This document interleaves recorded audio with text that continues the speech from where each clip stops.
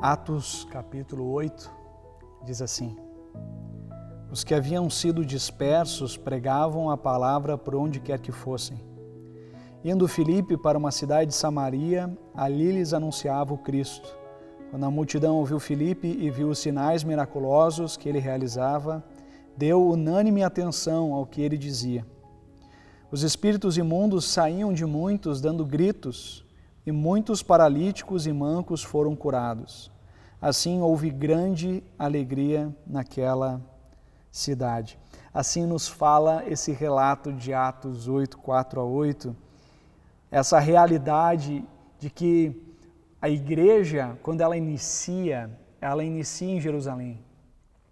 A igreja, quando ela inicia muito voltada para os judeus, para uma mesma etnia, para um mesmo contexto, para uma mesma cultura, para os mesmos hábitos e costumes. Os primeiros que iam se convertendo eram os judeus, porque Pentecostes, quando o Espírito é derramado, é uma festa judaica. Então as pessoas, a grande maioria das pessoas que estavam reunidas em Jerusalém naquele momento, na festa de Pentecostes, eram judeus. Então a igreja que inicia com 3.000 convertidos, 5.000 convertidos, ela inicia sobretudo com os judeus que se tornam cristãos. E você percebe que ao longo da história e da caminhada, essa igreja se torna uma igreja morta, uma igreja voltada para si mesma, uma igreja centrada em si. Você percebe até o movimento, eles continuam indo para o templo, eles continuam guardando aqueles momentos de oração, eles continuam fazendo esse movimento como que permanecessem na mesma caminhada de sempre. Só que o texto diz que os que haviam sido dispersos pregavam a palavra onde quer que fossem. Então a perseguição gerou uma dispersão, a dispersão impulsionou a missão de Deus, porque Deus é expert em fazer de situações complicadas em bênção. Ele é expert de fazer situações difíceis se tornar em algo bom. Por isso, nessa dispersão, todo cristão, todo discípulo que ia para uma cidade anunciava a verdade de Deus lá, plantava novas igrejas, trazia a mensagem transformadora do reino de Deus.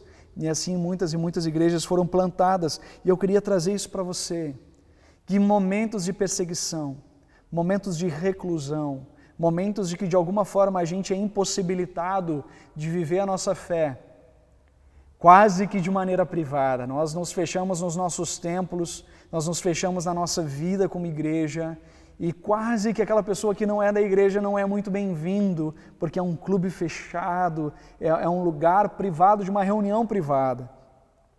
E a perseguição, a dificuldade de se encontrar nos faz agir em missão. Para os irmãos terem uma ideia, a China, ela passou, por meio daquele ministério chamado Portas Abertas, ela passou do 27º ao 23º lugar na lista mundial de perseguição. E ela é uma das igrejas que mais crescem no mundo, se multiplica, igrejas na China. E aí um pastor chinês, ele diz assim: nós não estamos com medo, mas precisamos aprender a ouvir cuidadosamente os impulsos do Espírito. Ele está nisso conosco.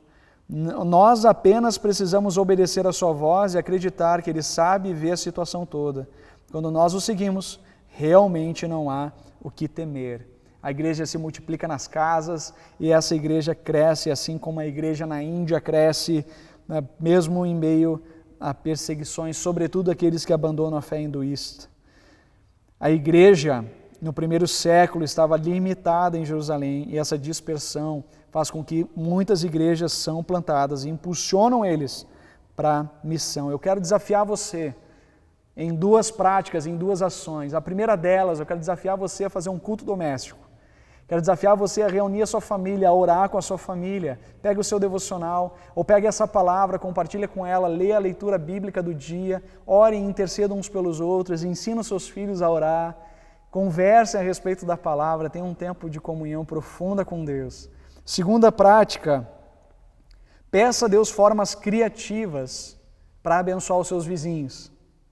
Não sei, deixa um bilhete na porta, faça um bolo, faça um agrado, escreva uma mensagem, cante uma música, faça algo criativo, faça algo diferente, mas algo que demonstre amor carinho, confeccione máscaras, dê para aqueles que não têm, que você possa, quem sabe, ajudar os idosos aí no mercado ou na farmácia, servindo, amando, cuidando.